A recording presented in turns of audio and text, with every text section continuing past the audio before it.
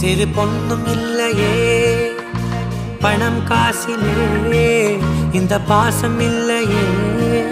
அன்பான மகள் வந்தார் அம்பானி நானாகிறேன் இந்த இன்ப மகாராஜ பெற்ற புது ரோஜ எலிசபெத் ராணியின் பேத்தியே தாயே தாயே மகளன வந்தாய் தந்தை சிந்தை நலமுற வந்தாய்